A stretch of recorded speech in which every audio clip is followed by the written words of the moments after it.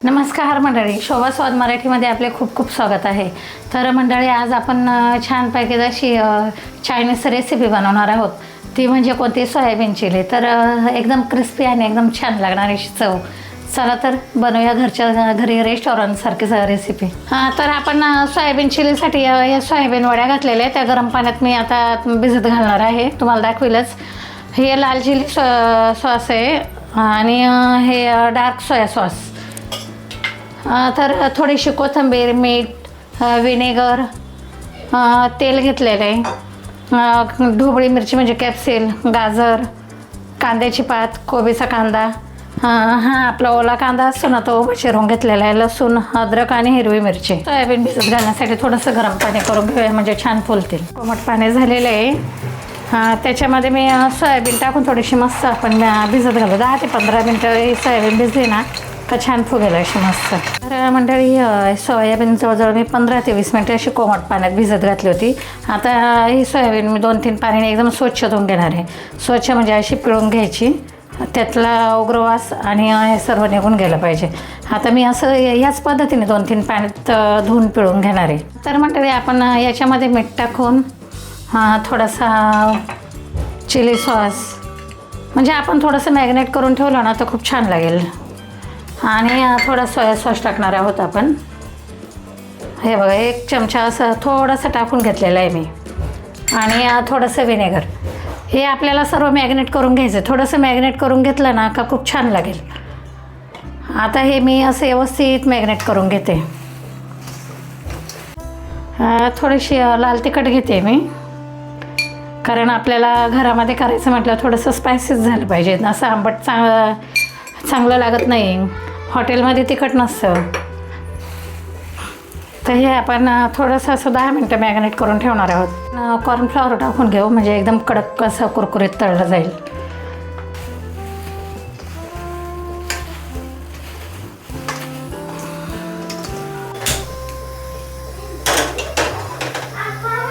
मंडळी, मी तेल गरम करायला ठेवलेलं आहे, कारण आपल्याला हे सोयाबीन घेतलेले ना आपण, सोयाबीन वडी ते मॅरिनेट करून घेतलेले आहे. ते जवळजवळ आता 20 ते 25 मिनटं मी मॅरिनेट करून ठेवलेले आहे.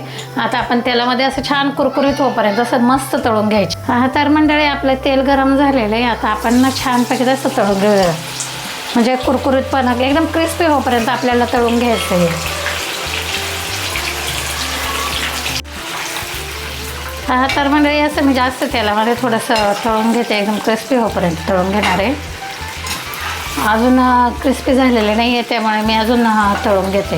असे फ्राय करून घेतलेले मी, तर दाखवते मी तुम्हाला. तर मंडळी, हे सोयाबीन मी अशा पद्धतीने तळून घेतलेले. बघा बरं किती असं एकदम क्रिस्पी आणि छान होणार आहे. तर सर्व मी या पद्धतीने असे छान तळून घेतलेले. तर मंडळी, सोयाबीन पहा बरं किती छान तळून घेतले, असे एकदम लाल लाल दिसतात.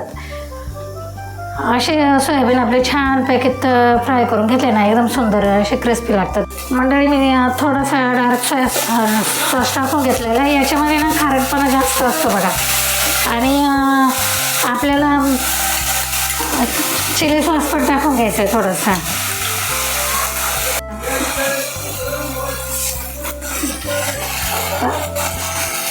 तर मी आता मीठ टाकून घेतले. मंडळी, मी याच्यामध्ये कोबी, गाजर, vinegar, soya sauce, chilli sauce हे सर्व एकत्र मिक्स करून घेऊ आपण छानपैकी असं परतून घेऊ. आणि तुम्हाला पाहिजे असेल ना तर तुम्ही कलर पण टाकू शकता, पण मी कलर न टाकता सोयाबीन टाकून घेते बघा मी त्याच्यामध्ये.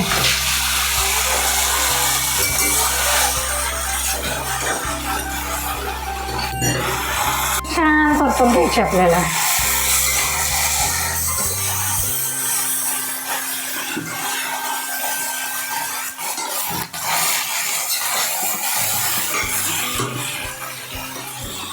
तर याच्यावरती आपण छान अशी कोबी टाकून घेऊ. थोडेसे अशा भाज्यांचं कसं ना, आपल्याला चायनीज रेसिपी म्हटलं ना तर भाज्यांचा कसटपणा हा राहिलाच पाहिजे.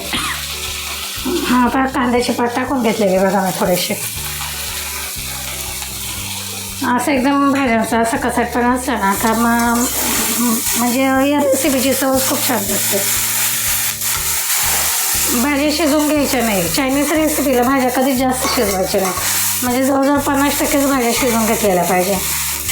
ते दिसायला पण सुंदर दिसतं आणि खायला पण सुंदर लागते बघा. तर मंडळी पहा बरं आपली सोयाबीन चिली किती सुंदर झालेली, अशी एकदम लाल कलर आलेला आहे असा. तुम्हाला पाहिजे तर असं म्हणजे कलर वगैरे टाकू शकतात, पण कलर हा शरीराला हानिकारक असल्यामुळे मी कलर टाकत नाही सोयाबीनला. हे सोयाबीन चिली शेवटी आपण बाहेरचं खाण्यात आणि घरातल्या खाण्यामध्ये फरक असतो.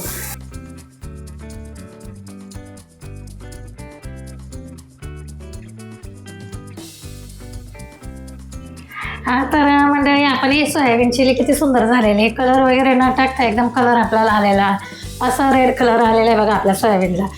तर मंडळी व्हिडिओ आवडल्यास सबस्क्राईब करा, लाईक करा, शेअर करा आणि माझ्या पद्धतीने नक्की घरगुती पद्धतीने ही सोयाबीन चिली करून बघा.